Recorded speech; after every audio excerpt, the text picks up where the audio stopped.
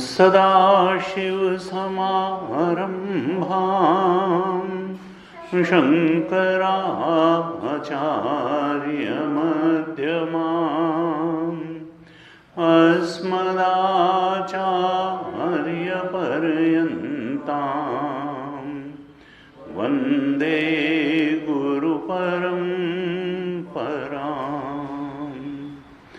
अज्ञानतिमिरान्धस्य ज्ञानाञ्जनशलाकया चक्षुरुन्मीलितं येन तस्मै श्री गुरवे नमः। तस्मै श्री गुरवे नमः।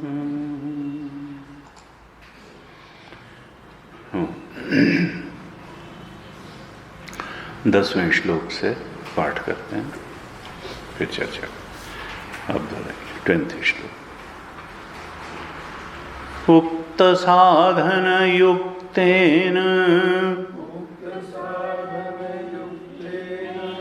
विचारः पुरुषेण हि कर्तव्यो ज्ञानसिद्ध्यर्थम्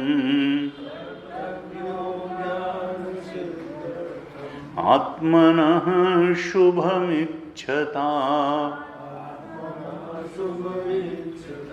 नोत्पद्यते विना ज्ञानम् विचारेणन्यसाधनैः यथा पदार्थभानं हि प्रकाशेन विना क्वचित् कोऽहं कथमिदं जातं को वै कर्तास्य विद्यते उपादानं किमस्तीह विचारः सोऽयमीदृशः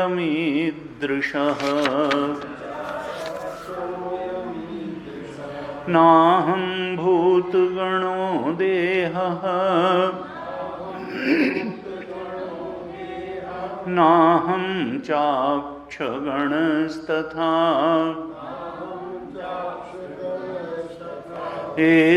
एतद्विलक्षणः कश्चित् विचारः सोऽयमीदृशः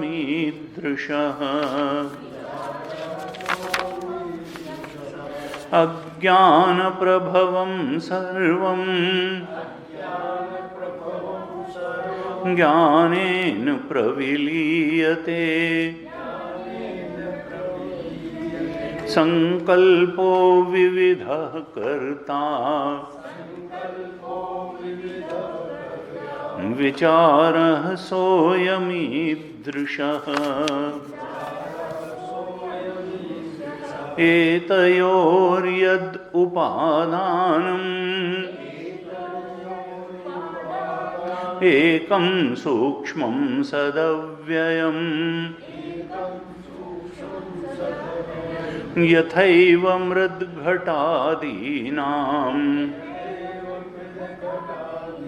विचारः सोऽयमीदृशः अहमेकोऽपि सूक्ष्मश्च ज्ञाता साक्षी सदव्ययः तदहं नात्र संदेहः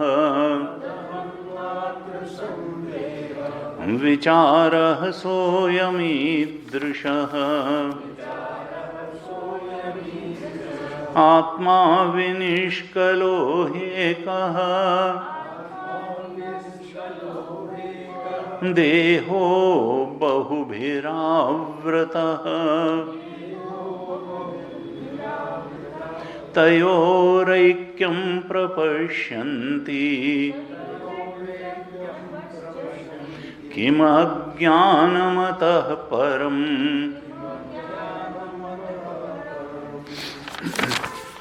आत्मा नियामकः चान्तः देहो बाह्यो नियम्यकः तयोरैक्यं प्रपश्यन्ति किमज्ञानमतः परम् आत्मा ज्ञानमयः पुण्यः देहो मांसमयो शुचिः तयोरैक्यं प्रपश्यन्ति किमज्ञानमतः परम् आत्मा प्रकाशकः स्वच्छः देहस्तामस उच्यते तयोरैक्यं प्रपश्यन्ति किमज्ञानमतः परम् आत्मा नित्यो हि सद्रूपः देहो नित्यो ह्यसन्मयः तयोरैक्यं प्रपश्यन्ति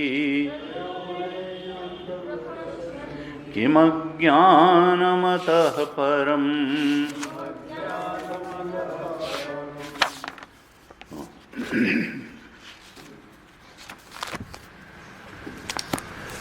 श्लोक 4 से श्लोक 10 तक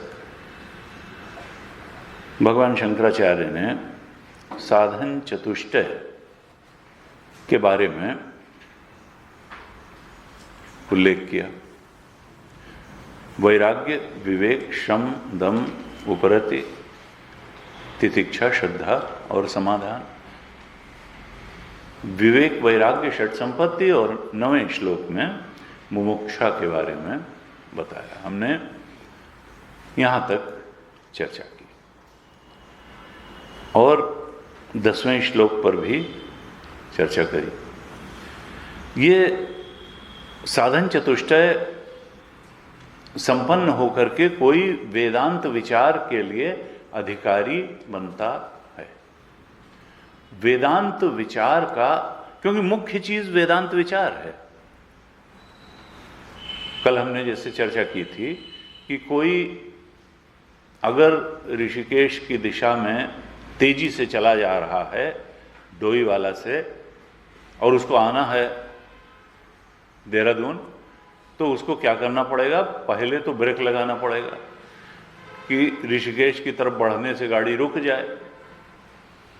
गलत दिशा में जाने से रोकना होगा, लेकिन केवल रोकने भर से काम नहीं चल जाएगा, उसको मोड़ करके और उल्टी दिशा में चलाना भी पड़ेगा। अभी जन्म जन्मांतर से इस जीव का क्या अभ्यास पड़ा हुआ है, संसार की तरफ देखने का, संसार की तरफ चलने का और संसार को ही पाने का। संसार में कामना पूर्ति के लिए कर्म करने का इसका अभ्यास पड़ा हुआ है। अब इस अभ्यास को थोड़ा ब्रेक देना है, रोकना है और ठीक उल्टी अर्थात बाह्यमुखी इसकी जो प्रवृत्ति है उसको रोक करके प्रवृत्ति को अंतर्मुखी करना है। संसार विचार करके संसार पाने का जो अभ्यास है उसको थोड़ा रोक करके उसको उल्टी दिशा में अर्थात अंतर्मुखी बना करके अब आत्म विचार करके आत्मा के सच्चे स्वरूप की प्राप्ति का लक्ष्य बना करके उधर बढ़ने के लिए जो जो कुछ करना है वो करना है। बहिर्मुखता एक काम चलाऊ हमारा जीवन का लक्ष्य है, क्योंकि शरीर फिजिकल बॉडी को चलाने के लिए पंचभूत की आवश्यकता है जो संसार से उपलब्ध होता है, बस इसका इतना ही महत्व है। इस फिजिकल बॉडी को मेंटेन करने के लिए ही संसार की आवश्यकता है और उतना भर ही सांसारिक जो उपक्रम है उसका परिणाम उससे ज़्यादा कुछ नहीं है कि भोजन पानी छत उससे मिलेगी। लेकिन जब कामनाजन्य इच्छाओं कामनाओं की अज्ञान जन्य कामनाओं की पूर्ति के लिए ही कर्म करने में ये जीव लगा हुआ है, अनेक अनेक जन्मों से अनेक अनेक शरीरों में जाकर के, तो फिर उस प्रवृत्ति को उस गति को बहिर्मुखता को रोक करके वेदांत कहता है कि हे साधक तुम अंतर्मुखी बनो, तुम आत्म चिंतन करो, आत्म विचार करो और आत्म सुख की प्राप्ति करो, क्योंकि तुम्हारी दो ही गहरी से गहरी इच्छाएं हैं और एक यह है कि दुख की निवृत्ति हो जाए और एक यह है कि सुख की प्राप्ति हो जाए। इसी के लिए तुम सारा उपक्रम करते हो। तो दुख की निवृत्ति, अनर्थ की निवृत्ति, प्रतिकूलता की निवृत्ति, ये संसार में कुछ भी पाने से होने वाली नहीं है, क्योंकि सर्व अनर्थ हेतोः क्या है, अध्यास। ब्रह्मसूत्र में बहुत स्पष्ट रूप से हम लोगों ने चर्चा की थी। सारे दुख का, प्रतिकूलता का, अनर्थ का जो हेतु है, जो शोक का, भय का हेतु है, वो संसारोन्मुखी प्रवृत्ति ही है कर्म की। गलत जगह खोजेंगे तो वो चीज मिलेगी नहीं। संसार में की उपलब्धियों में इतनी ताकत नहीं है कि वो सर्व अनर्थ की, दुख की, शोक की, भय की निवृत्ति कर दे। आत्मबोध में इतनी ताकत है।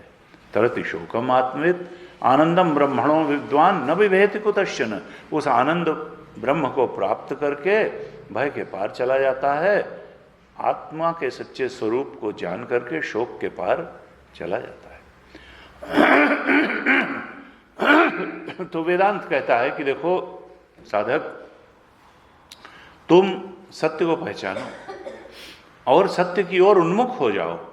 तुम्हारी गति सत्य की ओर है, चिंतन की भी गति, जीवन की भी गति, कर्म की भी गति, तुम्हारा प्रेम भी, भक्ति भी सत्य के लिए ही होनी चाहिए। परम सत्य का ही ध्यान करो, सत्यम परम धीमहि करो और उसी की भक्ति करो, उसी से प्रेम करो और उसी का ज्ञान प्राप्त करो।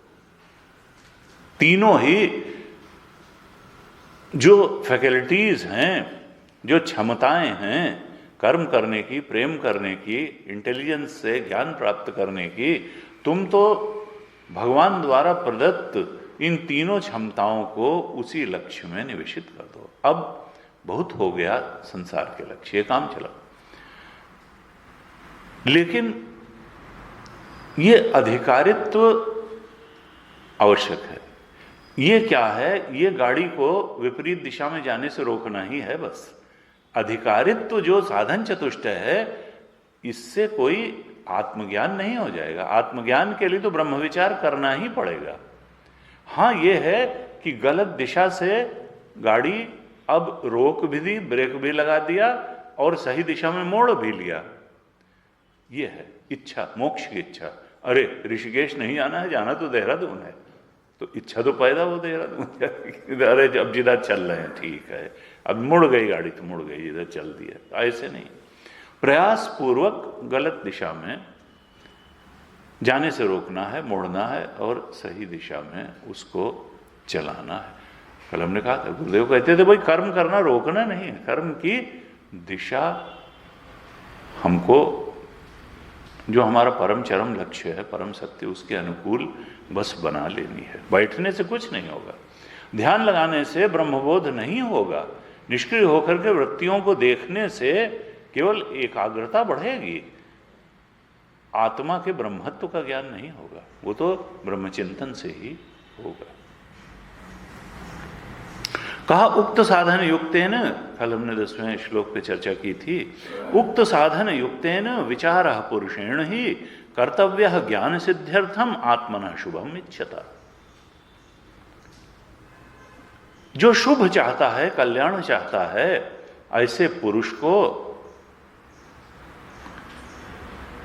उक्त साधनों से युक्त होकर के, अर्थात साधन चतुष्टय से संपन्न होकर के, युक्त होकर के फिर विचार करना ही चाहिए। विचार कर्तव्य, विचार ही कर्तव्य, निश्चय ही विचार करना चाहिए। किस लिए? ज्ञान सिद्ध्यर्थम, ब्रह्मात्मैक्य बोध की सिद्धि के लिए। यही तो ज्ञान का स्वरूप है, यही तो मोक्ष का स्वरूप है कि इस चेतन के ब्रह्मत्व को हम जान लें। पहली बात तो ये जान लें कि ये चेतन असंग है, निर्लिप्त है। इस शरीर से ये तो उपकरण है, ये मैं नहीं है। न फिजिकल बॉडी, न मन और न बुद्धि और न कारण शरीर, अज्ञान, इनसे आत्मा का कुछ लेना ही देना नहीं है। ये तो टूल्स हैं। काहे के लिए? ये न मैं है न मेरे हैं, और इनके संबंधी भी न मैं है न मेरे हैं। इनके द्वारा पाए गए संसार के अचीवमेंट भी न मैं है न मेरे हैं। हमारा जो मैं है वो तो सिर्फ और सिर्फ शुद्ध चेतन है, प्योर कॉन्शियसनेस है, आत्मदेव है। कहा शुभ क्या है? तो मोक्ष को ही परम पुरुषार्थ, कल हमने चर्चा की थी। ब्रह्मात्मक के रूप जो बोध है चेतन का, वही शुभ है, वही मोक्ष ही सबसे चरम परम पुरुषार्थ है, वही शुभ है।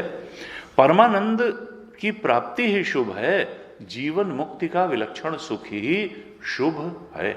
ऐसे उस सुख का जो इच्छुक है, उस साधक को, पुरुष को उक्त साधन से युक्त होकर के ब्रह्मात्मक के बोध अर्थात ज्ञान की सिद्धि के लिए ब्रह्म चिंतन करना ही पड़ेगा। कहा न उत्पद्यते विना ज्ञानम विचारेण अन्य साधन। 11वें श्लोक पे हमने चर्चा की थी। यथा पदार्थ वाहनम ही प्रकाशेन विना क्वचित, जैसे प्रकाश के बिना कुछ भी दिखाई नहीं देता है, इसी प्रकार से विचार के बिना किसी अन्य साधन से ज्ञान की उत्पत्ति नहीं होगी। अर्थात परम लक्ष्य ब्रह्मात्मक के बोध की उत्पत्ति नहीं होगी। चेतन के ब्रह्म स्वरूप को हम विचार के अलावा और किसी प्रकार से नहीं जान सकते। और हमने विद्यारण्य स्वामी जी ने लिखा था, विचारेण विना अन्य साधन ही, इसका अर्थ किया था कर्म उपासना लक्षण ही है ज्ञानम न उत्पद्यते। अर्थात अगर हम सोचें कि हम बहुत सारा कर्म करके ज्ञान प्राप्त कर लेंगे या उपासना करके, तो वो होने वाला नहीं है। यहाँ भगवान शंकराचार्य इसी बात को एम्फेसाइज करके कहते हैं कि देखो साधक, तुमको विचार ही कर्तव्य होगा। अगर तुम ज्ञान की सिद्धि चाहते हो तो फिर विचारेण विना अन्य साधन ही ज्ञानम न उत्पद्यते, ज्ञान बिना विचार के, ब्रह्मचिंतन के अन्य साधन से। और गीता जी भी यही कहते हैं। अभ्यास योग युक्तेन चेतसा नान्यगामिना परमम पुरुषम दिव्यम याति पार्थानुचिंतन। वो जो दिव्य परम पुरुष है, ब्रह्म है, उसकी प्राप्ति चिंतन से ही होती है। अनुचिंतन, लगातार चिंतन से होती है। अभी चिंतन संसार का, अनु माने होता है टुवर्ड्स ब्रह्म। जब हम चिंतन करेंगे, ब्रह्म के स्वरूप का चिंतन करेंगे, याति पार्थान, 8वें अध्याय का 8वां श्लोक है गीता।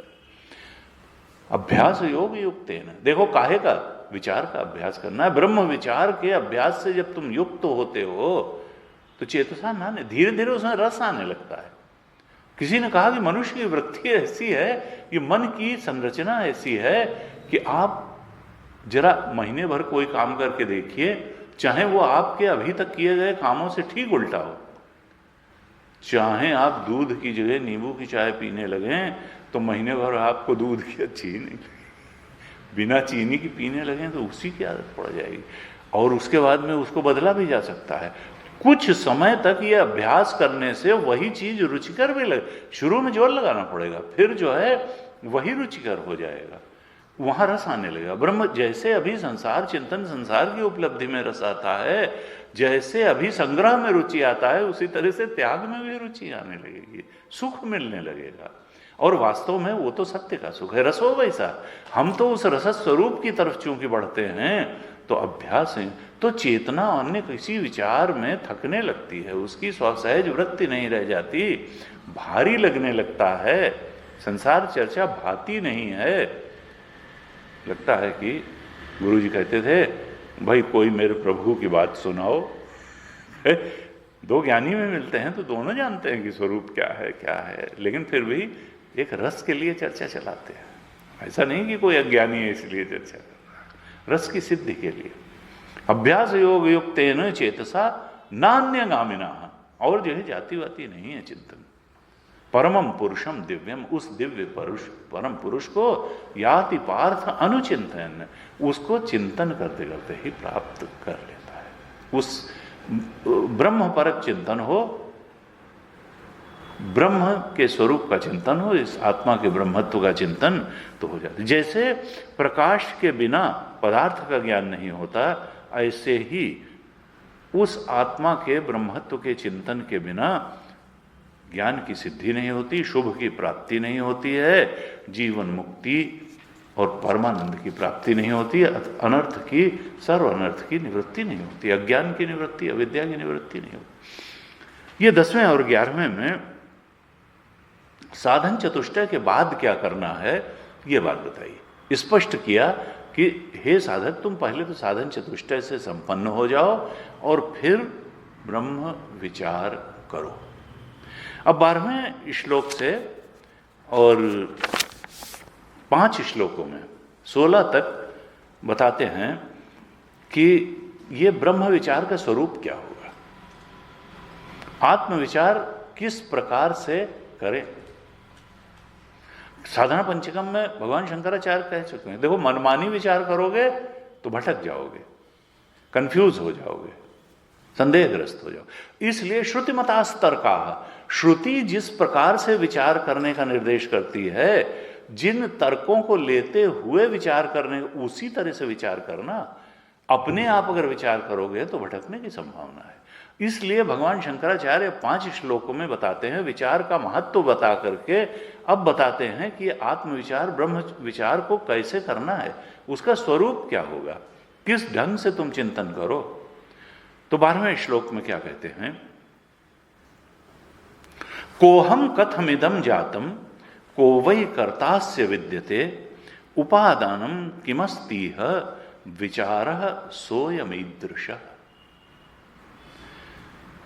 पहले एक संक्षेप में 12वें श्लोक में बता रहे हैं कि तुमको ब्रह्म चिंतन करते समय किन किन बातों पर चिंतन करना है, किन किन बातों पे चिंतन करें तो उसको ब्रह्म चिंतन कहा जाएगा। तो 4 बातें इस श्लोक में बताते हैं कि हे साधक, तुम इन 4 बिंदुओं पर चिंतन करो, तब तुम्हारा चिंतन ब्रह्म चिंतन कहा जाएगा, आत्मा के सच्चे स्वरूप का चिंतन कहा जाएगा। वो 4 चीजें क्या बताते हैं, कहते हैं पहले तुम इस बात पर चिंतन करो, को अहम, कहा अहम, को हम, मैं हूं कौन, अर्थात मेरा स्वरूप क्या है।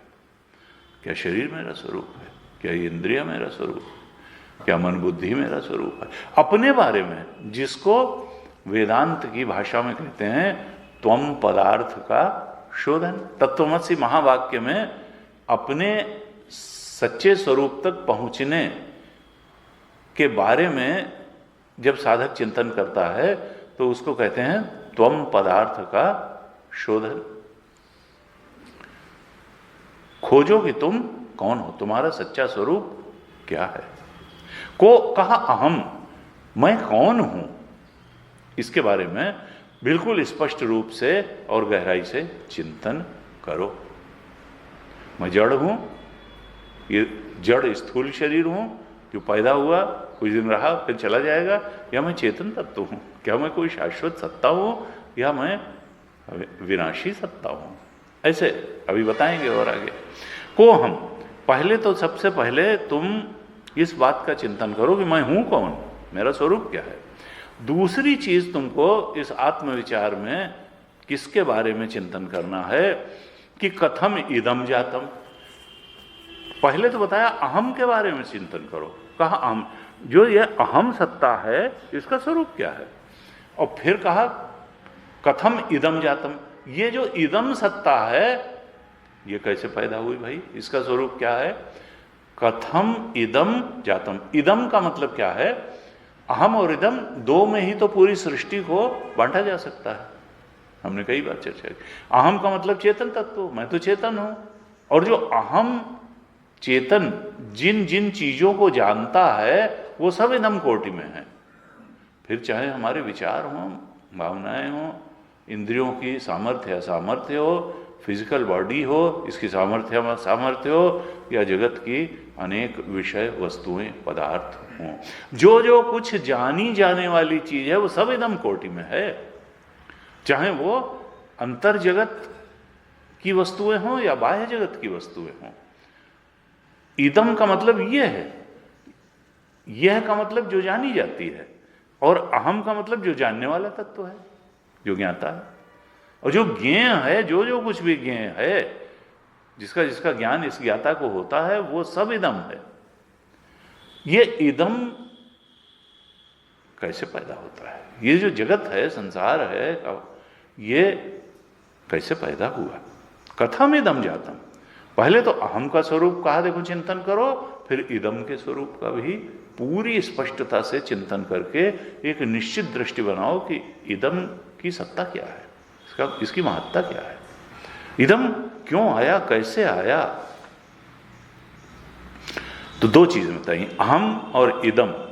इदम कैसे उत्पन्न हुआ ये विचार करो, और अपने स्वरूप के बारे में विचार करो, अहम के बारे में विचार करो। फिर तीसरी चीज कहते हैं कोवई कर्तास्य विद्यते, ये जो इदम इदम करके जाना जाने वाला जगत है, इदम की कोटि में आने वाला जो जगत है, इसको पैदा किसने किया, इसका कर्ता कौन है। कोवई कर्ता अस्य विद्यते, इदम जगत का कर्ता कौन है, किसने बनाई ये दुनिया।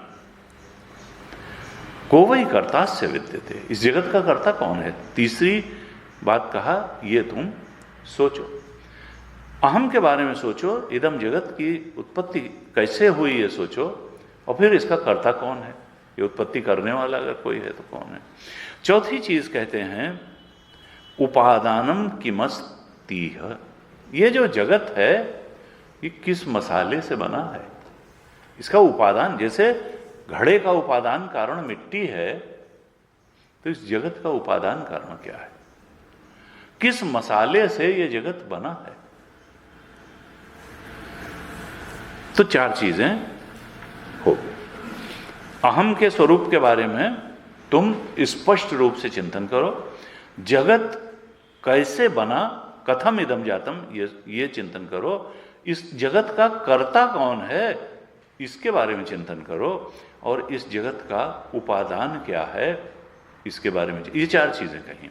कहा विचारः सह अयम ईदृशः, विचारः सह अयम ईदृशः, ये जो ब्रह्म विचार है, जो परम सत्य का विचार है, ये इसी प्रकार का है।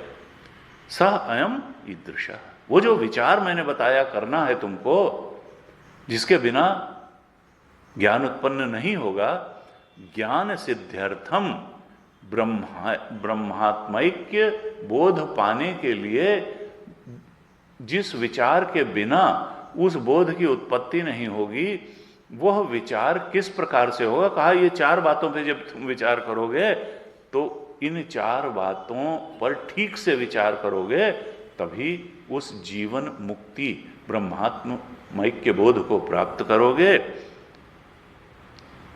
तो ये विचार की उन्होंने एक स्पष्ट रूप से बिंदु पहले बता दिया। कोहम कथमिदम जातम को वै कर्तास्य विद्यते उपादानम किमस्ति, विचारः सह अयम, जिस विचार की मैंने बात की है वह विचार इस प्रकार से करना है। ऐसे करोगे अगर विचार, तो दुख से, मृत्यु से, जड़ता से तुम्हारी मुक्ति हो जाएगी, ये विचार करने से ही। संत लोग कहते हैं कि देखो, कई बार विचार व्यक्ति स्वयं नहीं भी कर पाता है, इसलिए शास्त्र और गुरु की सहायता से विचार कर लेना चाहिए। स्वयं से अगर विचार न हो सके तो शास्त्र और गुरु की शरण में जा करके उनके निर्देशन में विचार करना है। इसीलिए तो, और विश्वास, गुरु वेदांत वाक्यादिषु विश्वास श्रद्धा, श्रद्धा तद विज्ञानार्थम सगुरुमेवाभिगच्छेत समित पाणि श्रोत्रियम ब्रह्म।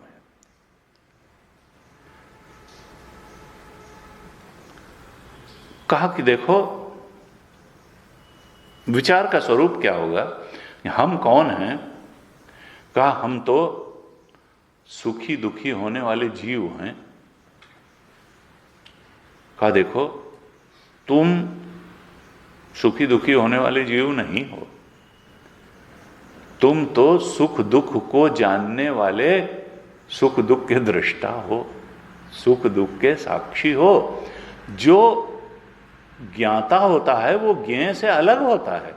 ये तो भ्रांति के कारण जब तुम ज्ञेय से एक रूपता अपनी कर लेते हो, तब मैं सुखी मैं दुखी हो। अरे भाई, मैं यह नहीं होता और यह मैं नहीं होता। ये कुर्सी है, उनका ये तो उसी तरह है जैसे किसान खुरपी को मैं मान ले। खुरपी का यूज करने वाला है, वो खुरपी थोड़ा है। तुम सुख और दुख के जानने वाले हो, तुम मान अपमान के जानने वाले हो, तुम शीत उष्ण के जानने वाले हो, तुम अपने बाल्यावस्था युवावस्था धेड़, तुम सबके जानने वाले हो।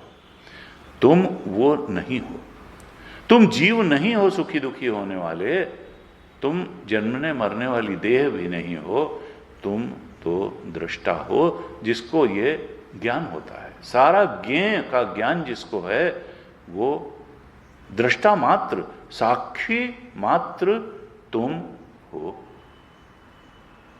और फिर शास्त्र क्या कहता है? ये साक्षी ही नहीं हो तुम, केवल अपनी बुद्धिवृत्तियों के साक्षी ही नहीं हो, तुम जगत के अनेकता से भरे हुए जो ज्ञान वृत्ति में आता है, उस अनेकता भरे जगत के ज्ञान के तुम ही साक्षी ही नहीं हो। तुम तो ब्रह्म हो, तुम उसके अधिष्ठान भी हो। ये साक्षी केवल वृत्तियों का साक्षी नहीं है, एक जीव की वृत्तियों का साक्षी नहीं है, ये तो सबका अधिष्ठान है। ये ब्रह्म स्वरूप है। यह ज्ञान वेदांति ही देता है, क्योंकि साक्षी भाव तक तो ध्यान भी पतंजलि योग दर्शन भी पहुंचा देता है। लेकिन वो ब्रह्म है, वो आनंद स्वरूप है। सत और चित तक योग दर्शन का ध्यान भी पहुंचा दे, लेकिन आनंद का उसमें कहीं उल्लेख नहीं है। क्यों? क्योंकि आनंद तो जब तक दूसरा होगा तो उससे भय द्वितीय से ही भय होता है।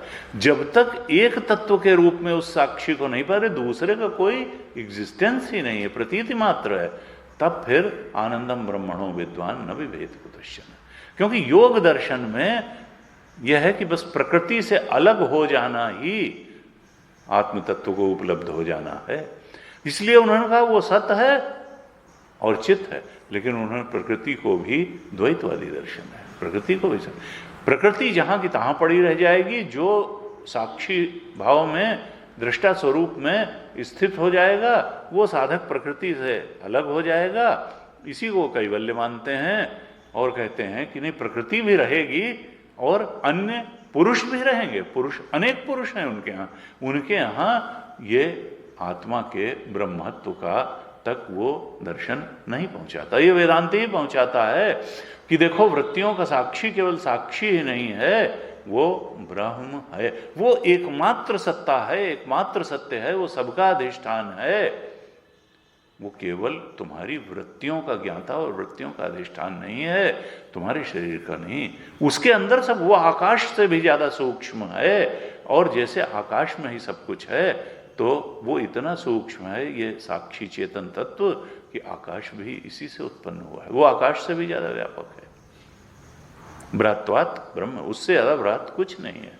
ये कोई तुम्हारे शरीर सूक्ष्म में कैद कोई चेतन नहीं है। चेतन में सब कुछ है, हाँ अनुभूति जरूर इस शरीर और बुद्धि के अंदर उसकी होती है। यो वेद निहितम गुहायाम परमे व्योमन, इस बुद्धि गुहा में ही स्थित, इससे भी अंतरंग उसको जाना जाता है, लेकिन वो यहां सीमित नहीं है, वो तो ब्रह्म स्वरूप है, वो अखंड ब्रह्म है। देश और काल भी उस पर आधारित हैं, सारी वस्तुएं उसी में उनकी प्रतीति है, सुपर इम्पोज्ड है। काल भी उसमें सुपर इम्पोजिशन है, देश भी सुपर इम्पोजिशन है, वस्तुएं भी उसमें सुपर इम्पोजिशन है। ऐसा वो जो एक रस अखंड चेतन है, जिसको खंडित करने वाली दूसरी कोई चीज है नहीं, ऐसा है तुम्हारा स्वरूप। ये अहम का ऐसा स्वरूप है, को अहम, इसका चिंतन करते करते हमको इस बोध तक जाना है कि अहम का स्वरूप केवल हमारी वृत्तियों का। पहले तो इस बोध तक जाना है कि ये साक्षी है, जो भी ज्ञेय है सबका साक्षी है, और फिर दूसरे चरण में ये केवल साक्षी ही नहीं है, ये तो ब्रह्म है। अयम आत्मा ब्रह्म, ये केवल आत्मा नहीं है, तत्वमसि अहम ब्रह्मास्मि, महावाक्य यहां तक पहुंचाता है। और महावाक्य के अर्थ के बोध में दृढ़ता से प्रतिष्ठित हुए बिना अपने सच्चे स्वरूप का ज्ञान नहीं होगा, अपने ब्रह्मत्व का ज्ञान नहीं होगा। अहम ब्रह्मास्मि तक जब तक नहीं पहुंचा तब तक अभी बात अधूरी है। कहा इस प्रकार से, कहा अहम, हम कौन हैं उस पर विचार करना है। जहां जहां भी जिस धारणा मान्यता में बुद्धि फंसी पड़ी है, वहां से उसको ऊपर उठाते हुए यहां तक लाना है। ये शरीर उपकरण है, ये मन बुद्धियां उपकरण है।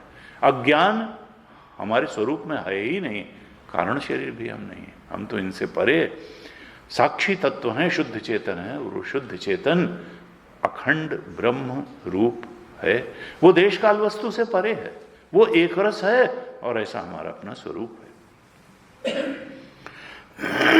परमानंद स्वरूप तो नहीं तो में दुख लेस, विचार सागर में कहा निश्चल दास जी ने। हिंदी में वेदांत का बड़ा प्रसिद्ध ग्रंथ है विचार सागर, मानक ग्रंथ है। कहा परमानंद, तुम जब तक ये न दृढ़ता से जान लो, कहा अहम, कि परमानंद स्वरूप है, मोह तो और दुख का उसमें लेश मात्र नहीं। तो ये कहा अहम पर विचार होता है।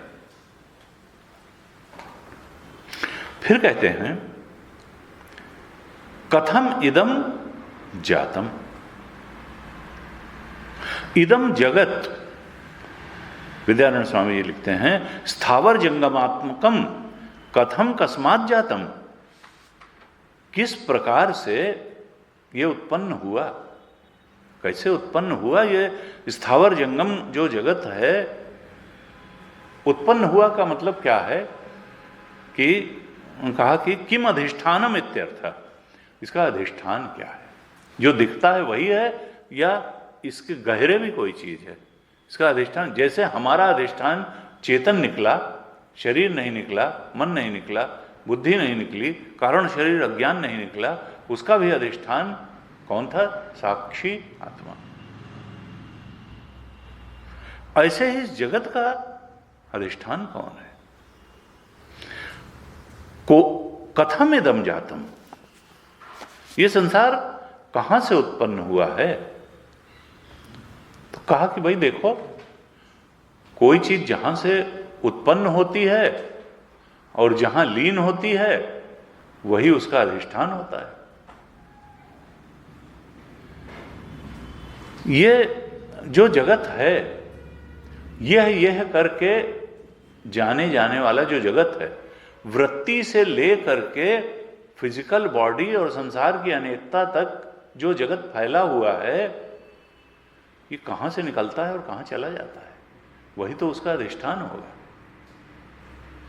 अगर रस्सी से सांप निकला और ज्ञान होने पर रस्सी में ही लीन हो गया, तो रस्सी तो उसका अधिष्ठान थी। जागृत अवस्था में ये जगत पैदा हो जाता है और स्वप्न अवस्था में भी ये जगत पैदा हो जाता है, उत्पन्न हो जाता है। सुषुप्ति अवस्था में ये जगत लीन हो जाता है। अब कहां से पैदा होता है और कहां लीन हो जाता है? तो कहा देखो,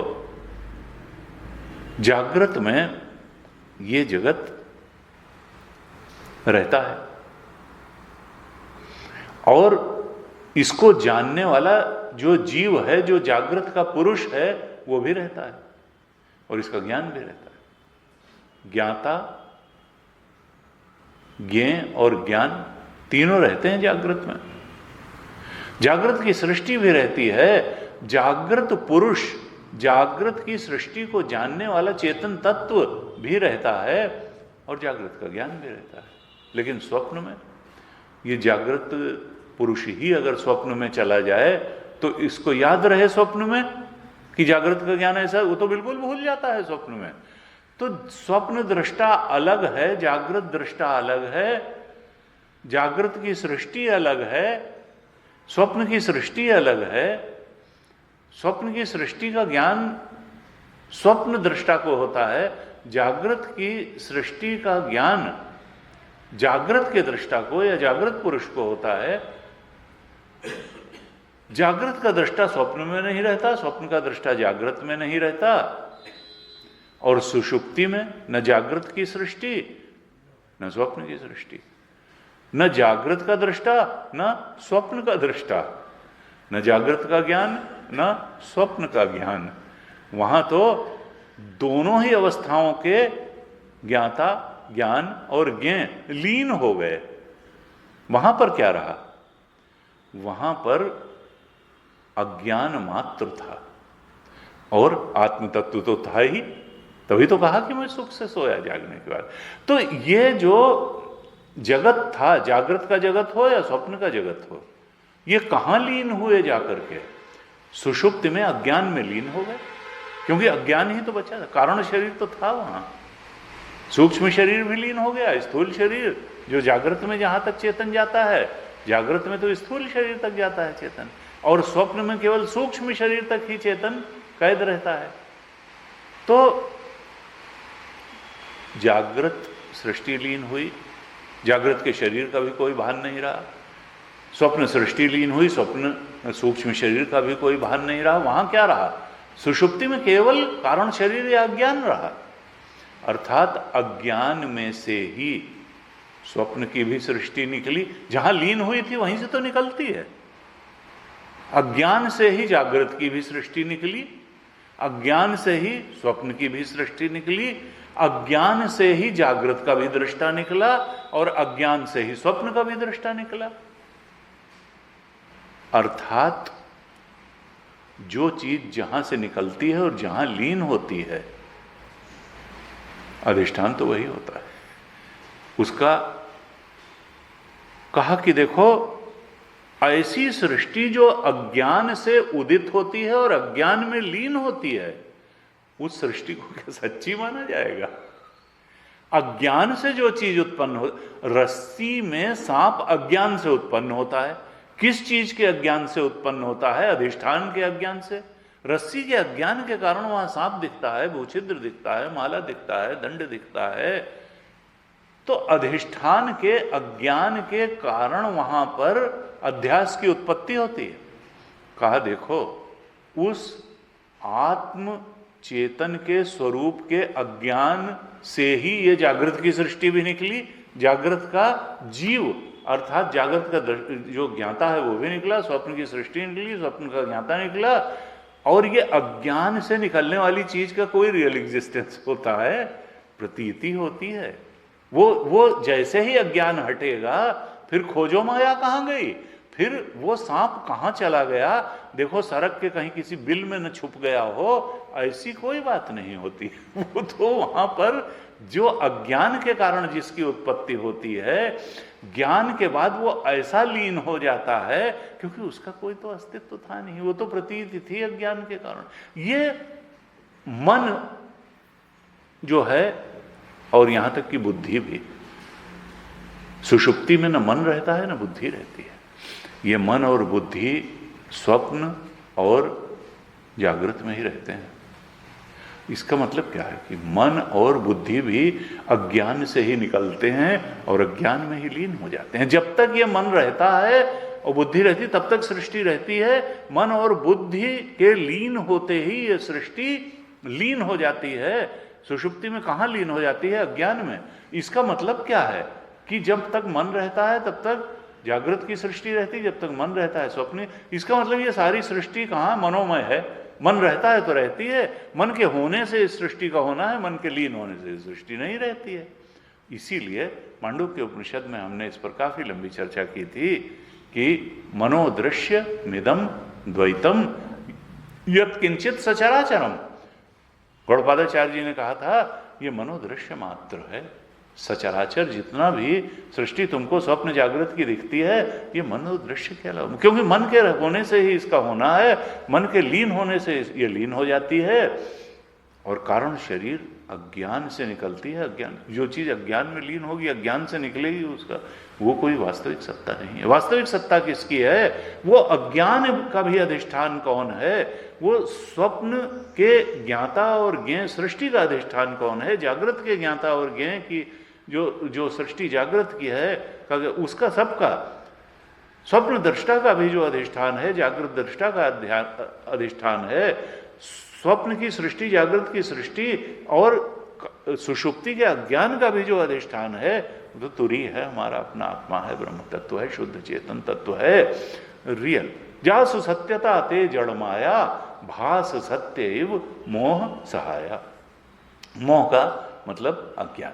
चूंकि वो राम जी, वो चेतन तत्व, वो परमात्म तत्व, वो ब्रह्म तत्व अधिष्ठान रूप में बैठा हुआ है, इसलिए अज्ञानी चेतन को अर्थात जीव को स्वप्न की सृष्टि स्वप्न के समय सच्ची लगती है और जागृत की सृष्टि जागृत के समय सच्ची लगती है। क्यों? जासु सत्य, क्योंकि वो चेतन जो है तुरी तो सत्य है, अधिष्ठान शून्य नहीं है, अधिष्ठान सत्य है। राम जी सत्य है, भगवान सत्य है, हमारा आत्मा सत्य है। ब्रह्म सत्यम जगन मिथ्या, जीवो ब्रह्म ना परा, जीव का असली तो ब्रह्म है। कहा कि देखो, ये अज्ञान के भी पीछे जो चेतन बैठा हुआ है, उसी में से सृष्टि का उदय विलय होता है। अज्ञान का भी अगर अस्तित्व है तो उसी का, अज्ञान का कोई अस्तित्व थोड़ा होता है। और उस चेतना में ना अज्ञान है, ना अज्ञान से उत्पन्न हुई स्वप्न सृष्टि है, ना अज्ञान से उत्पन्न हुआ स्वप्न सृष्टि का ज्ञाता जीव है, और ना जागृत सृष्टि का ज्ञाता जीव है, पुरुष है, ना जागृत। वहां तो कुछ भी नहीं है, वो तो उसकी दृष्टि से कुछ भी नहीं। हाँ, अज्ञानी जीव की दृष्टि से है, और उसको वहां तक पहुंचना भी है। अगर वो मान लेगा कि कुछ नहीं है तो फिर वहां तक पहुंच नहीं पाएगा। जब तक हमारे अंदर हम अपने को जीव मान के बैठे हैं, इस सूक्ष्म शरीर में कैद चेतन मान के बैठे हैं, तब तक साधना भी करनी पड़ेगी और उस ब्रह्मत्व के बोध में प्रतिष्ठित होने की का सारा प्रयास करना पड़ेगा। कहा इस प्रकार से कथम इदम जातम, इसके बारे में तुम चिंतन करो। दो चीजें, ये तरीका बताया। को अहम, चिंतन करो कि तुम साक्षी स्वरूप हो और साक्षी ब्रह्म स्वरूप है। कथम इदम जातम, ये जो सृष्टि है, जगत है, ये कहाँ से निकलती है? वही तो पता चला था कि अज्ञान से निकलती है, और अज्ञान का भी अधिष्ठान कौन है? शुद्ध चेतन ब्रह्म तत्व। कथम इदम जातम, ये कैसे बना ये जगत? कहा ये ऐसे बना। को वै कर्तास्य विद्यते, कहा इसका कर्ता कौन है? तो इसका विचार कैसे करना है, इसका कर्ता कौन है? कहा रस्सी में जो सांप दिख रहा था उसका कर्ता कौन था? अरे तुम्हारा अज्ञान, अधिष्ठान का अज्ञान ही तो उसका कर्ता था, जो सांप था। तो इस जगत, आत्मा का अज्ञान ही इस जगत का कर्ता है, यानी तुम ही हो, अज्ञानी जीव ही इसका कर्ता है, और कोई इसका कर्ता वर्ता नहीं है। अज्ञान ही इसका, अज्ञान से जिसकी उत्पत्ति है उसके कोई कर्ता ढूंढने की जरूरत होती है। अज्ञान से जो चीज उत्पन्न होती है वो असल में होती है। नीलिमा का कोई कर्ता है आकाश में? कोई मृग जल का कोई करता है? कोई नहीं। तुम्हारा अज्ञान ही इस संसार का कर्ता, तुम ही हो इसके कर्ता। हम कहां?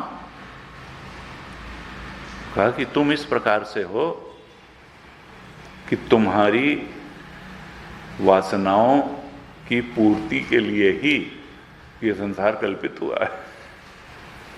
एक रचई जग गुण बस जाके, प्रभु प्रेरित नहीं निज बल ताके। एक दुष्ट अतिशय दुख रूपा, जाबस जीव माया के दो, विद्या पर अविद्या दो। विद्या माया, अविद्या माया। और भगवान की दृष्टि से, चेतन की दृष्टि से, ब्रह्म की दृष्टि, माया कहीं है ही नहीं। माया कहीं नहीं। ब्रह्म की कोई उपाधि हो सकती है, उसका कोई सीमित करने वाला हो सकता है, उसको क्या। लेकिन ये सब सृष्टि की रचना समझाने के लिए कहा गया कि माया का कोई रियल एग्जिस्टेंस थोड़े, ना अविद्या का, अज्ञान का कोई रियल एग्जिस्टेंस होता है, ना अज्ञानजन्य वस्तुओं का कोई रियल एग्जिस्टेंस होता है।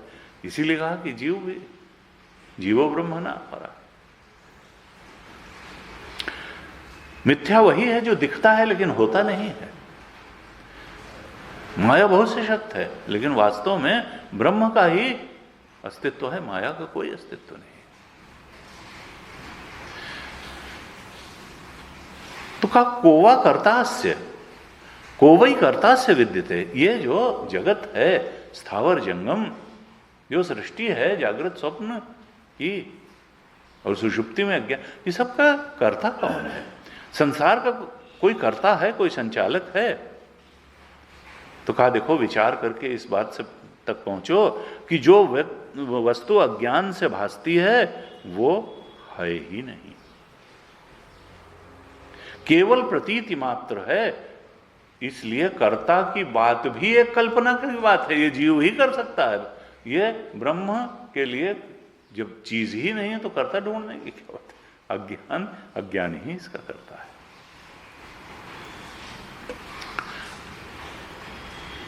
अज्ञान जन्य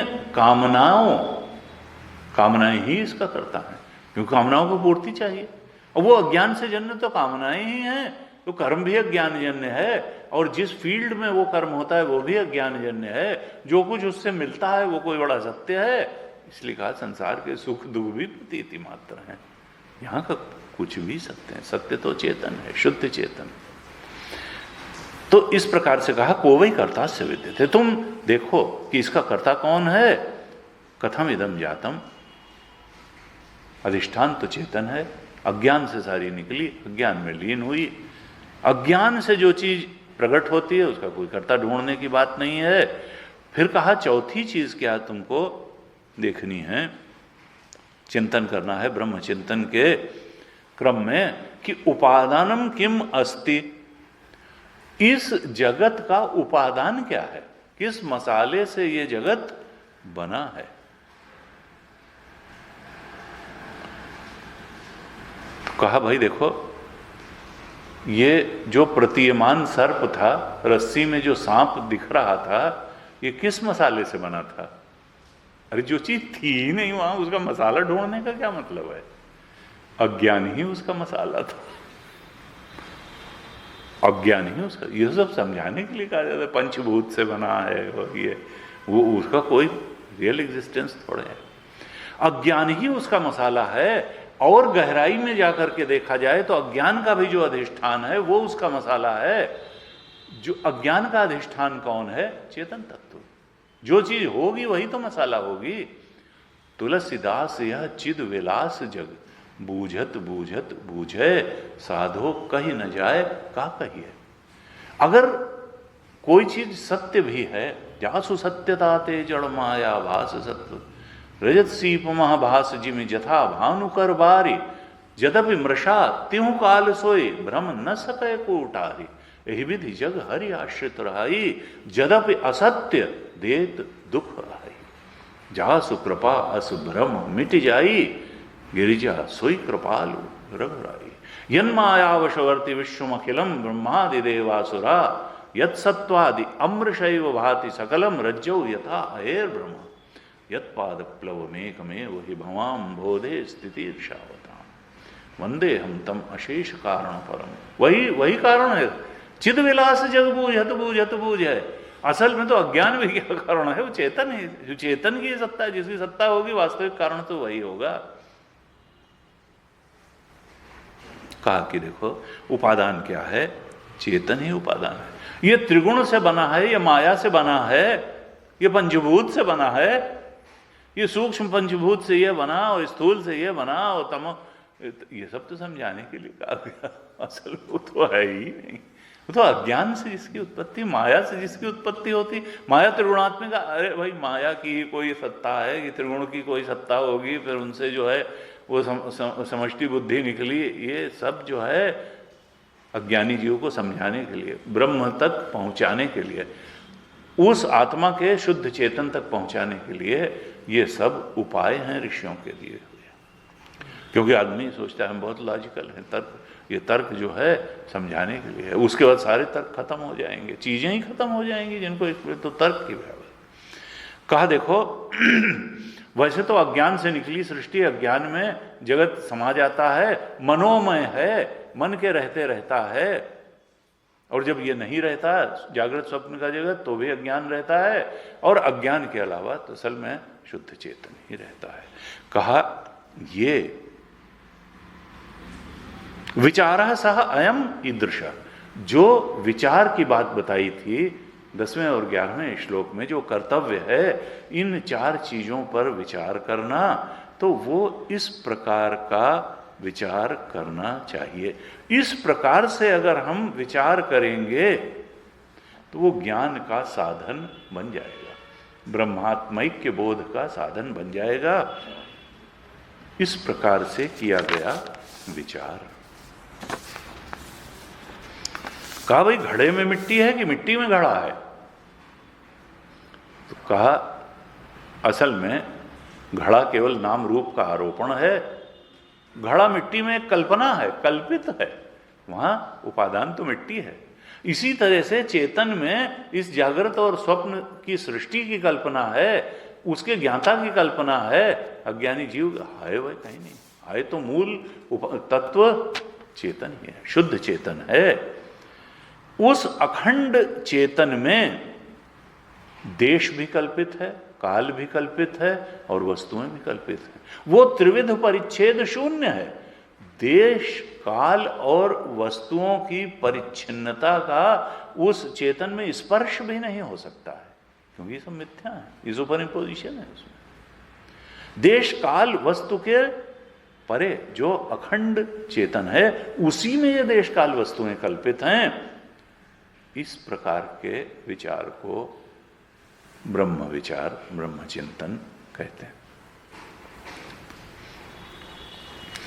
अब ये 5 श्लोकों में, पहले में तो किन किन 4 बिंदुओं पर चिंतन करना चाहिए वो बताया था ब्रह्म विचार के क्रम में।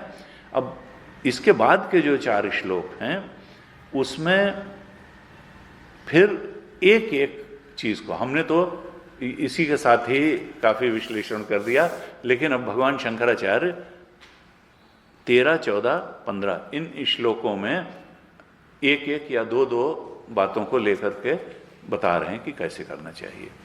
तो सबसे पहले 13वें श्लोक में जो पहला चिंतन का बिंदु उन्होंने 12वें श्लोक में बताया था, कहा अहम, मैं कौन हूं, इसका चिंतन कैसे करना चाहिए ये 13वें श्लोक में बता रहे हैं। सबसे पहले बता रहे हैं कहा अहम, मैं कौन हूं, इसका विचार कैसे किया जाए। तो 13वें श्लोक में कहते हैं न अहम भूत गणः देह न अहम च अक्ष गणः तथा एतद् विलक्षण कश्चित् विचारः सह अयम ईदृशः। कह अहम का विचार किस प्रकार से करें, तो कहते हैं न अहम भूत गण, पंचभूत, क्या हम पंचभूत का एक गठरी हैं? कहा कि छिद जल पावक गगन समीरा पंच रचित यह अधम शरीरा। तो वो तो उस स्तर की बात थी जो तारा को समझाने के लिए बतानी थी, लेकिन वास्तव में जब ब्रह्म विचार होगा तब कहाँ किस स्तर से विचार होगा कि तुमको सोचना पड़ेगा कि क्या हम पंचभूत की एक पिटारी हैं, गठरी हैं पंचभूत की। कहा न हम भूत गणा, मैं कोई पंचभूत नहीं हूं, मैं तो अहम सत्ता हूं, चेतन सत्ता हूं। पंचभूत की गठरी तो ये फिजिकल बॉडी है, या सटल बॉडी भी उनके सूक्ष्म तत्वों से बना है, और कारण शरीर आत्मा के सच्चे स्वरूप का अज्ञान को ही तो अज्ञान या कारण शरीर कहते हैं। तो मैं न कारण शरीर अज्ञान हूं, न मैं सूक्ष्म पंचभूतों से बना हुआ मन बुद्धि प्राण आदि हूं, कर्मेंद्रियां ज्ञानेन्द्रियां हूं, और न मैं इस स्थूल पंचभूतों से बना हुआ फिजिकल बॉडी हूं। न अहम भूत गण देहा, न मैं देह नहीं हूं, न मैं फिजिकल बॉडी हूं, स्थूल देह हूं, न मैं सूक्ष्म देह हूं, न मैं कारण देह हूं। न हम भूत, ये तो पंचभूत के बने हुए हैं, या आत्मा के अज्ञान से कारण शरीर बना है। न मैं अज्ञान रूप कारण शरीर हूं, न मैं सूक्ष्म पंचभूतों से बना हुआ सूक्ष्म शरीर हूं, न मैं स्थूल भूतों से बना हुआ फिजिकल बॉडी हूं।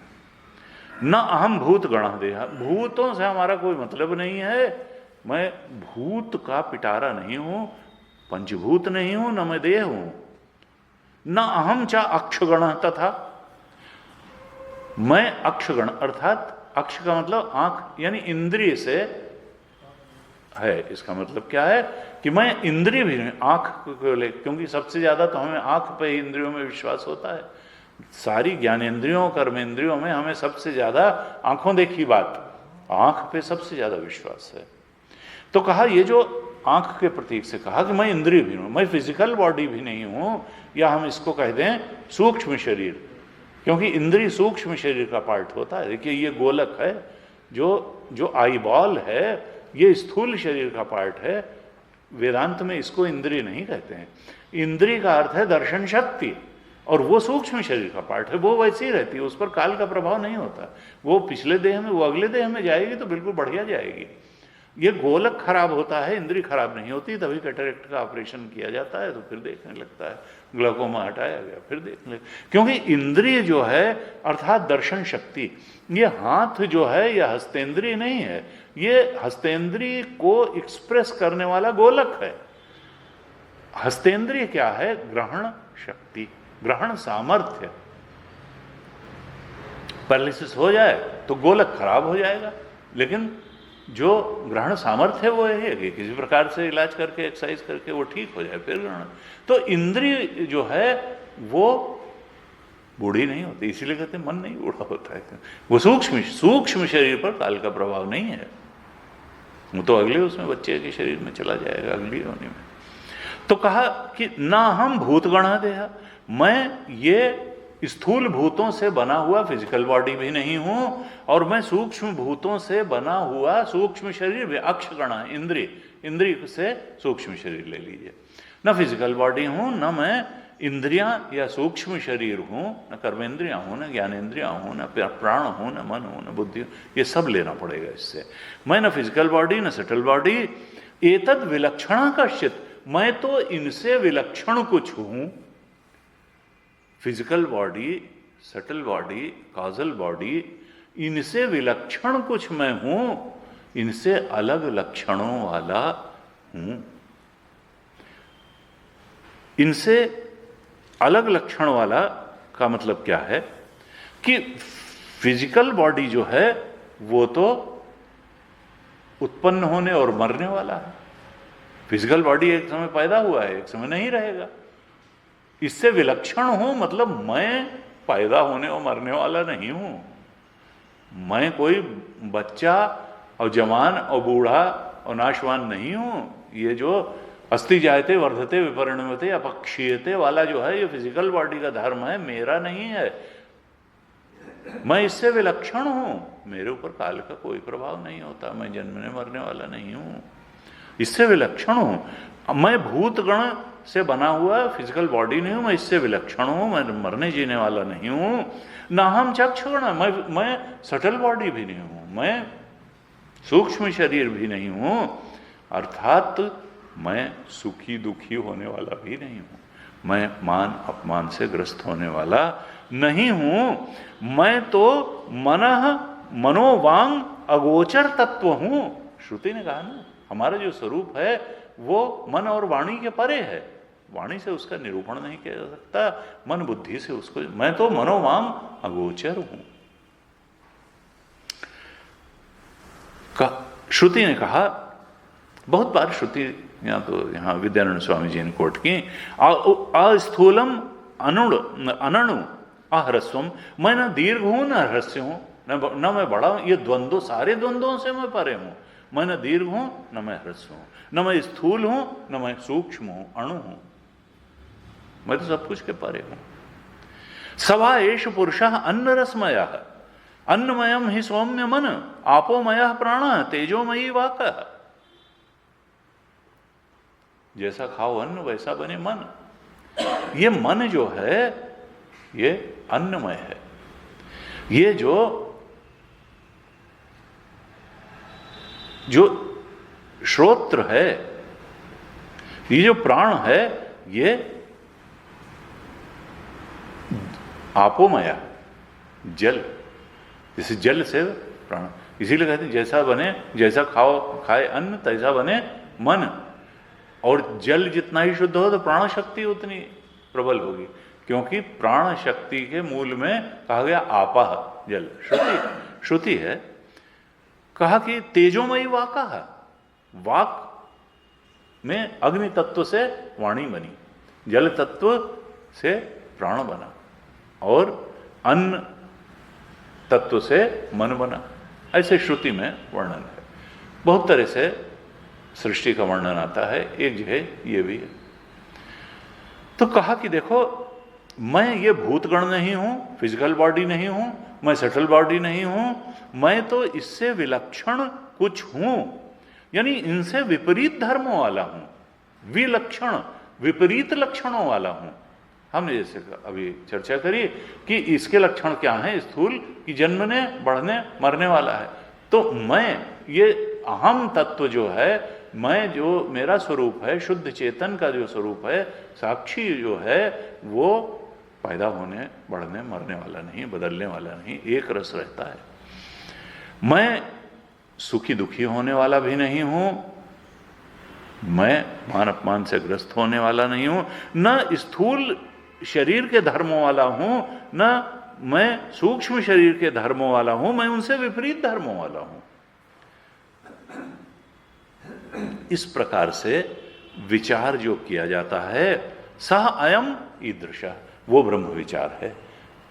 कहा अहम, मैं कौन हूं, इसका विचार बताया कि इस तरह से करिए। मैं स्थूल देह नहीं, मैं सूक्ष्म शरीर नहीं, ये तो अज्ञान के कारण वो चेतन अपने को ऐसा महसूस करता है, यानी मैं अज्ञान कारण शरीर भी नहीं। इस तरह का विचार जो है वो ब्रह्म विचार कहा जाता है। अपने स्वरूप के बारे में इस प्रकार से विचार करना चाहिए। मैं सारे परिवर्तनों को जानने वाला, चाहे सूक्ष्म शरीर के परिवर्तन या स्थूल शरीर या जगत के परिवर्तन, मैं तो इनका दृष्टा हूँ। मैं इन उपकरणों का प्रयोग करने वाला हूँ। मैं शरीर नहीं हूँ, मैं इंद्रियां नहीं हूँ, ये तो उपकरण है। मैं इनका प्रयोक्ता हूँ, मैं इनका दृष्टा हूँ, मैं इनसे काम लेने वाला हूँ। और जब दुख का व्यक्ति के कारण क्या होता है कि जो चीज अपनी है नहीं, जब कोई आदमी उसको अपनी मानने लगता है तो फिर दुखी होना तो स्वाभाविक है। ये तो उपकरण जो ये मेरी है नहीं, ये तो अज्ञानजन्य है। और अगर व्यावहारिक दृष्टि से देखा जाए तो पंचभूत की हैं, सूक्ष्म पंचभूत स्थूल, तो मेरी थोड़ा है, मैं तो शुद्ध चेतन हूँ। हमने जो चीज है नहीं या दूसरे की है उसको मान लिया, अपनी संसार का अध्यास कर लिया, देह को मैं मान लिया, फिजिकल बॉडी को, तो इसलिए दुख का कारण बन गया। अगर हम थोड़ी देर के लिए व्यवहारिक धरातल पर यह भी मान लें कि चलो पंचभूत से बना है, तो पंचभूत हमारी संपत्ति थोड़ा है, तो ये शरीर अगर पंचभूत से तो हमारी संपत्ति, ये तो दूसरे की है। अगर एक रचई जग गुण बस जाके, तो ये तो परमात्मा की संपत्ति है। हम इसको अपनी दूसरे, हम उसकी भगवान की संपत्ति को अपनी क्यों माने? कहा हम न हम अक्षय, इंद्रियां हम नहीं हैं।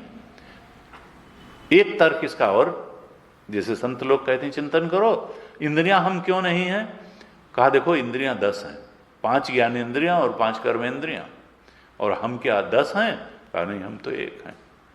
तो जब हम एक हैं इंद्रियां, तो हम इंद्रियां कैसे? हम 10 थोड़े हैं, तो हम इंद्रियां नहीं हो सकते। हम तो इनसे काम लेने वाले और इनको जानने वाले, इनके निर्लिप्त दृष्टा हैं। ज़्यादा से ज़्यादा जीव के स्तर पर जब हम आते हैं, साक्षी नहीं रह जाते, तो इनके प्रयोक्ता हैं, इनको यूज करने वाले, इनसे काम लेने वाले हैं। ये अहम मेरा जो स्वरूप है, चेतन स्वरूप, ये इंद्रिय समूह नहीं है। ये सब दृश्य हैं, मैं इनका दृष्टा हूं। ये जड़ हैं और मैं चेतन हूं। तो अपने को देह और इंद्रियों से विलक्षण ढूंढ लेना, पहचान लेना, जान लेना। क्योंकि जो चीज अपनी है नहीं, उसको मैं मेरा मानना दुख को दावत देना है। ये ढूंढना क्यों जरूरी है, जानना क्यों? क्योंकि इस जानने से ही सारे दुख मिटेंगे। जो सुख दुख की गड़बड़ी हो रही है, ये सब मन के ही कारण हो रही है। मन के स्वरूप को जान लें, आत्मा के स्वरूप को जान लें, सारा दुख खत्म हो जाएगा। क्यों? क्योंकि तुम आनंद स्वरूप हो। कहते देखो, समझ बहुत बड़ी चीज है इस संसार में। विजडम से बड़ी कोई चीज नहीं, समझ से बड़ी कोई चीज नहीं है। समझ से बड़ी खाली एक ही चीज है, और वो है अनुभव। ज्ञान और विज्ञान में ही, ज्ञान का मतलब क्या है? समझ लिया बुद्धि के स्तर पर हर चीज, लेकिन उसका अनुभव भी होना चाहिए। तो ज्ञान से, समझ से बड़ी केवल एक चीज है, अनुभव, बोध। तुलसी बाबा रामायण में बहुत जगह ज्ञान की ऐसा लगता है जैसे भर्त्सना कर रहे हो। असल में वहां पर हर जगह उनका ज्ञान से मतलब बौद्धिक ज्ञान से ही है, बोध से नहीं है। जो आत्मबोध अपने ब्रह्मस्वरूप के बोध में प्रतिष्ठित हो जाएगा, वो कहां, उसके बाद तो कुछ है ही नहीं, वो तो परम सत्य है। उसकी भर्त्सना नहीं करते हैं, वो बौद्धिक ज्ञान की ही भर्त्सना करते हैं, क्योंकि फिर वो अहंकार को जन्म देता है। अगर बोध तक न गया, खाली बौद्धिक रह गया, तो अहंकार गलित नहीं होगा, बल्कि हो सकता है विद्वत्ता का अहंकार बढ़ भी जाए, तो वो बाधक बन सकता है बौद्धिक ज्ञान। लेकिन बोध की तो बात ही अलग है। वो जो है, कहा समझ, इसलिए समझ ही नहीं है, समझ अनुभव में परिवर्तित होना चाहिए, अनुभव तक जानी चाहिए समझ बहुत अच्छी चीज है, लेकिन समझ से भी ज्यादा बड़ा है अनुभव, बोध, आत्मबोध। आत्मा के स्वरूप की समझ बन जाए वो भी अच्छा है, क्योंकि उसके बाद ही फिर अनुभव तक बात जाएगी। लेकिन असली चीज है ब्रह्मानुभव, आत्मानुभव।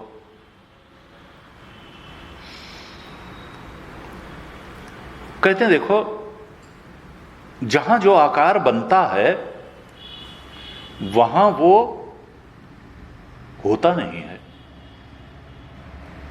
मिट्टी में अगर एक घड़े का आकार बना तो असल में मिट्टी में कभी वो आकार था वा थोड़ा, मिट्टी तो निराकार थी। कुछ संत कहते हैं कि भाई देखो, अगर हम दूध को चौकोर बनाना चाहते हैं या लोंदा बनाना चाहते हैं तो दूध थोड़ा बन जाएगा, फिर उसको दही बनाओ। पहले उसमें कुछ विकार उत्पन्न करो कुछ, तो फिर वो दही का आप लोंदा बना लेंगे, आकार दे सकते हैं। इसी प्रकार से ये जो दुख है ये मन का आकार मात्र है, ये आकार मात्र है। और मन भी अधिष्ठान में चेतन के अलावा कुछ नहीं है। तो जो चीज वहां आकार होता है वो असल में उसमें होता ही नहीं। तो मन में भी देखा जाए तो सुख दुख जैसी कोई चीज ऐसी है नहीं। एक विशिष्ट आकार जब मन लेता है तो दुख के रूप में वो प्रतीत होता है। मिट्टी जब एक आकार लेती है तो घड़े के रूप में प्रतीत है। घड़ा कोई उतनी सच्ची चीज नहीं है, उसका अधिष्ठान मिट्टी ही सच्चा है। इसी प्रकार से सुख दुख सच्ची चीज नहीं है, ये तो मन का आकार है। ये जो मैं मेरी मानना, चीजों को मैं मेरी मानना, सूक्ष्म शरीर भी तो एक उपकरण है, एक चीज है, एक वस्तु है। स्थूल शरीर भी एक चीज है, एक वस्तु है। इन सब को मैं मेरी मानना ये दुख का कारण हो जाता है। क्यों? क्योंकि हमको चाहिए इससे असंगता, हमको चाहिए त्याग, त्यागे नहीं गए अमृतत्व मानुष, और हम उससे कर लेते हैं आसक्ति, उसको अपनी मान लेते हैं, तो फिर ये दुख का कारण बन जाता है। हम वस्तु के विज्ञान को और आत्मा के विज्ञान को ठीक ठीक नहीं समझ पाते, उसकी संगति नहीं लगा पाते, घालमेल कर देते हैं, इसलिए हमको दुख का अनुभव होता है। अगर हम आत्मा को ठीक तरह से आत्मा की जगह रख लें और वस्तुओं को ठीक तरह से वस्तु के रूप में समझ लें, उनमें जड़ चेतन ग्रंथि न बनाएं, तो फिर दुख विदा हो जाएगा। दुख मन का विरोधाभास है। वस्तु विज्ञान, अखंडानंद महाराज कहते थे कि वस्तु विज्ञान को और आत्मविज्ञान को ठीक ठीक प्रकार से न समझ पाना हमारे दुख का कारण है। वस्तु विज्ञान, वस्तुओं की सत्ता कैसी है, क्या है, कितनी है, और आत्मा की सत्ता कैसी है, क्या है, कितनी है, इसको बिल्कुल स्पष्ट रूप से अगर हम समझ लें तो ये जो घालमेल हो जाता है मैं मेरी का, यह न हो और दुख विदा हो जाए। एक बार अगर हमने यहां घालमेल किया, जो मैं मेरे के चक्कर में अगर हम पड़े, जो चीज मैं नहीं है उसको मैं समझा, जो मेरी नहीं है उसको मेरा समझ लिया, मैं मेरे के चक्कर में अगर पड़े तो फिर हम सुख दुख के भी चक्कर में पड़ेंगे, फिर हम पाप पुण्य के भी चक्कर में पड़ेंगे। और अगर इस मैं मेरे का ठीक तरह से विवेक हो जाए, वस्तु विज्ञान को वस्तु विज्ञान की तरह जान लें, आत्मविज्ञान को आत्मविज्ञान की तरह जान लें, तो सारी परिच्छिन्नताएं जो आत्मा पर हैं वो समाप्त हो जाएंगी। क्योंकि देश काल और वस्तुओं की परिच्छिन्नता, उनसे आसक्ति के कारण देश काल वस्तु से ही तो हम जीव बनते हैं, हम संग्रह करते हैं, हम ज्ञानी बनते हैं। नहीं तो ज्ञान स्वरूप ही तो है, ज्ञानी का आएगा, कोई चीज भी है जिसका ज्ञान हो। कहा मैं मेरा की परिच्छिन्नता अगर न हो तो हम ईश्वर से एक हो जाएं, अपने ब्रह्म स्वरूप से एक हो जाएं। वो तो हैं ही, वो तो रियलिटी है, परम सत्य है। लेकिन जब हम जो चीज अपनी नहीं है उसको अपनी मान लेते हैं, जो चीज मैं नहीं है उसको मैं मान लेते हैं, तब हमारा ये शुद्ध चेतन जो ब्रह्म स्वरूप, वो परिच्छिन्न हो जाता है, लिमिटेड हो जाता है, और वही सुख दुख का कारण होता है। फिर हम सुख दुख पाप पुण्य आना जाना सबके चक्कर में पड़ते हैं, नहीं तो हम तो इन सब से परे हैं। मैं सारी परिच्छिन्नताओं से परे हूं, विलक्षण हूं। हमारे लिए अभिमान, जब दूसरा है ही नहीं तो अभिमान किसका होगा, अहंकार किसका? अहंकार तो जो चीज है नहीं, पर है, पर की कोई सत्ता नहीं, उसको ही तो अपना मान के अहंकार होता है, जीव बनता है। इस जीव को ब्रह्म बनने के लिए कोई श्रम नहीं करना पड़ता है। जैसे एक हिंदू को मनुष्य बनने के लिए कितना श्रम करना पड़ेगा? मनुष्य तो वो पहले है, श्रम क्या करना है? कहते हैं कि देखो ये संस्कार से विशिष्ट होकर के ही चेतन जीव बन जाता है। ये वासना से को अपनी मान करके फिर वासना पूर्ति के लिए संसार हो जाए, ये जो संस्कार विशिष्ट चेतन सत्ता है उसी को तो जीव कहते हैं। ये जब हटे, अगर जीवत तो न रहे, इसीलिए। और वासना को, संस्कार को सीधे नहीं हटाया जा सकता है।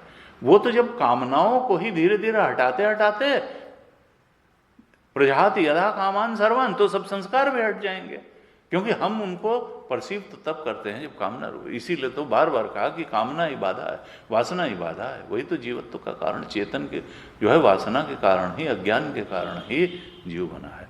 तो उसको तितिक्षा पूर्वक ना कहना सीखना कि नहीं हम ब्रह्म चिंतन में लगेंगे, हम इच्छाओं की पूर्ति के चिंतन में नहीं लगेंगे। तो कामनाएं धीरे धीरे धीरे धीरे, वासना कोई ऐसी चीज नहीं है जो बड़ी, जो हटाई ना जा सकती हो, आत्मा की तरह जो परम सत्य हो। ये कहीं गलत समझ के कारण आई है पूर्व जन्मों में, इस जन्म में, और वो चली भी जाएगी। वासना कहते हैं ना, वास, जैसे फूल को हथेली में लिया और फिर फेंक दिया, वो कर्म तो जाने जहाँ चला गया, लेकिन एक खुशबू रह जाती है उसकी, वासना फूल की। इसी तरह वो सूक्ष्म शरीर में उन सब अच्छे बुरे अनुकूल प्रतिकूल कर्मों की वासना पड़ी हुई है, वो खुशबू पड़ी हुई है। तब जब ठीक अनुकूल वैसा मिलता है तो वासना कहती ले लो, और वो प्रतिकूल तो भाग जाओ, इसको ना आने दो भाई। तो ये सब वासनाएं चली जाती हैं कब? ज्ञानाग्नि सर्व कर्माणि भस्मसात् कुरुते तथा। जब हम इस प्रकार से चिंतन करते हैं तो सारी वासनाओं के जो पुंज है, अज्ञान ही चला जाता है वासनाएं जाते हुए। कहा देखो साक्षी के साथ इन सब को जोड़ लेना जो उससे अलग है, ये जो है ठीक नहीं है, नासमझी है। एतद विलक्षण, इन सब से विलक्षण, मैं सारे संस्कारों से विलक्षण हूं, वासनाओं से विलक्षण हूं, मन बुद्धि स्थूल से विलक्षण हूं। इनमें मैं करने से ही परिच्छिन्नता आई, और नहीं तो हमारा जो मैं है, अहम है, ये तो अपरिच्छिन्न ब्रह्म है। तो को हम, कहा हम, कहा अपरिच्छिन्न ब्रह्मो हम, ब्रह्म, हम तो अपरिच्छिन्न ब्रह्म हैं। ये जब तक निश्चय न हो, इस प्रकार से विचार करते करते न पहुंचे, तब तक अभी कहा अहम का विचार चलते रहना चाहिए।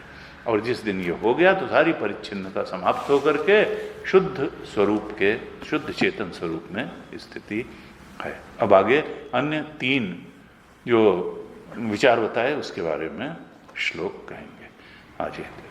ओम पूर्णमदः पूर्णमिदं पूर्णात् पूर्णमुदच्यते पूर्णस्य पूर्णमादाय पूर्णमेवावशिष्यते। ओम शांति शांति शांति। हरि ओम श्री गुरुभ्यो नमः। हरि ओम।